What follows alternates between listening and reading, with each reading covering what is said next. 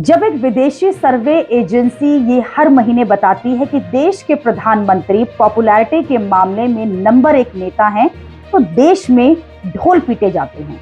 लेकिन जब एक इंटरनेशनल एजेंसी का हंगर इंडेक्स सामने आता है तो उसे सिरे से रिजेक्ट कर दिया जाता है।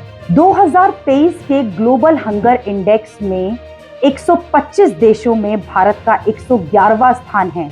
भारत उन 40 देशों में शामिल है जहां भूख का स्तर गंभीर है। ग्लोबल हंगर इंडेक्स के 100 पॉइंट स्केल में भारत का स्कोर 28.7 है। भारत से नीचे केवल वो 14 देश हैं जिनमें अफगानिस्तान, कांगो, यमन शामिल हैं, जहां युद्ध की स्थिति है। यहां तक कि ग्लोबल हंगर इंडेक्स में भारत के पड़ोसी देश पाकिस्तान, श्रीलंका, नेपाल, बांग्लादेश भी बेहतर स्थिति में हैं। अब इसे माने या ना माने, लेकिन सच ये है कि ऐसी कोई भी रिपोर्ट जिससे सरकार से गंभीर सवाल होने लगे, उस रिपोर्ट पर ही सवाल उठाकर उस रिपोर्ट को खारिज कर देने का ये नया ट्रेंड पिछले 9-10 साल से चल रहा है। इस बार भी सरकार ने हंगर इंडेक्स रिपोर्ट को तुरंत खारिज कर दिया और ये कह दिया कि रिपोर्ट तैयार करने का तरीका ही गलत है और जिन 4 पैमानों पर हंगर इंडेक्स की रिपोर्ट तैयार की जाती है, उन पैमानों पर ही सरकार ने ऑब्जेक्शन कर दिया।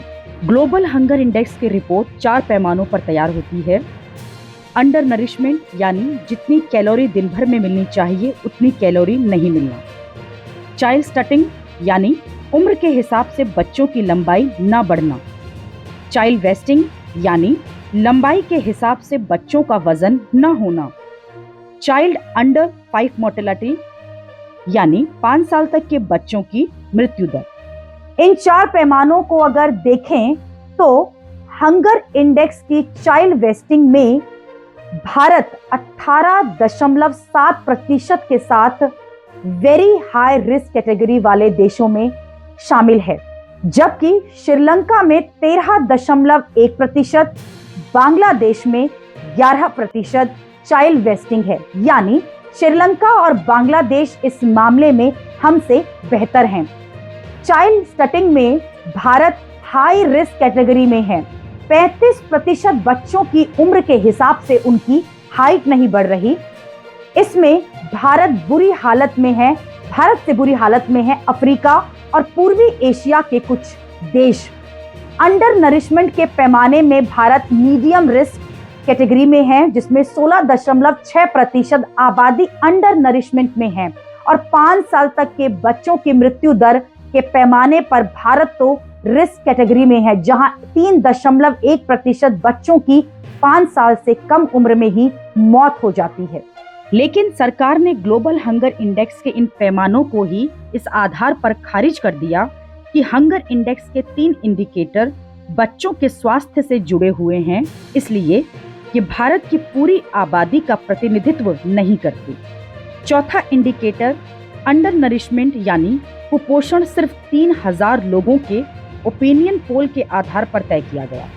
सरकार भले ही कह रही है कि सिर्फ 3000 लोगों के सर्वे के आधार पर भारत में कुपोषण की स्थिति नहीं बताई जा सकती, इसलिए ग्लोबल हंगर इंडेक्स की रिपोर्ट गलत है। लेकिन सच ये है कि अगर हंगर इंडेक्स में कुपोषण का आंकड़ा उस रिपोर्ट से लिया गया है जो रिपोर्ट यूएन की एजेंसियां तैयार करती हैं। कुपोषण के जिस आंकड़े पर सरकार से सवाल उठाकर पूरी हंगर इंडेक्स की रिपोर्ट को ही खारिज कर दिया गया, उस पर हंगर इंडेक्स की रिपोर्ट तैयार करने वालों ने कह दिया कि हंगर इंडेक्स की रिपोर्ट को गलत बताने के लिए सरकार ने कुपोषण के जिस आंकड़े पर सवाल उठाए, वो आंकड़े हंगर इंडेक्स के स्कोर का सिर्फ 1/3 हिस्सा हैं और कुपोषण का आंकड़ा सिर्फ ओपिनियन पोल पर आधारित नहीं है, जैसा कि सरकार बता रही है। कुपोषण का आंकड़ा दूसरे पैमानों पर भी तय किया गया, जिसमें पहला पैमाना है खाने के प्रति व्यक्ति उपलब्धता, जिसके आंकड़े हर देश की सरकार खुद देती है। दूसरा पैमाना है आबादी की कैलोरी की जरूरत। ये भी आंकड़े सरकार के समय समय पर सर्वे से मिलते हैं। यानी हंगर इंडेक्स की रिपोर्ट पर सवाल उठाने का मतलब खुद सरकार अपने ही कलेक्ट किए गए आंकड़े पर सवाल उठाने के जैसा है। ग्लोबल हंगर इंडेक्स के 3 पैमाने जो बच्चों से जुड़े हुए हैं, उस पर भी सरकार ने सवाल उठाए हैं कि इससे पूरी आबादी की हालत नहीं बताई जा सकती। सरकार का कहना है कि इसका कोई सबूत नहीं है कि बच्चों की मृत्यु की दर की वजह भुखमरी है। लेकिन इस दावे पर भी सवाल उठते हैं क्योंकि विश्व स्वास्थ्य संगठन का कहना है कि गंभीर रूप से कुपोषित बच्चों की डायरिया, निमोनिया, मलेरिया से मौत का सबसे ज्यादा खतरा होता है। 5 साल तक के बच्चों में 45% मौतें कुपोषण से जुड़े हुए फैक्टर्स की वजह से होती है। सरकार ने हंगर इंडेक्स में चाइल्ड वेस्टिंग के आंकड़े पर भी सवाल उठाए हैं। चाइल्ड वेस्टिंग यानी लंबाई के हिसाब से बच्चों का वजन न होना, इस पर सरकार का कहना है कि उसके पोषण ट्रैकर में चाइल्ड वेस्टिंग का आंकड़ा 7.3% है, जबकि हंगर इंडेक्स की रिपोर्ट में इसे 18.7% बताया गया है। लेकिन खुद सरकार के 2019 से 2021 के बीच नेशनल फैमिली हेल्थ सर्वे 5 का आंकड़ा बताता है कि भारत में चाइल्ड वेस्टिंग का आंकड़ा 19.3% है।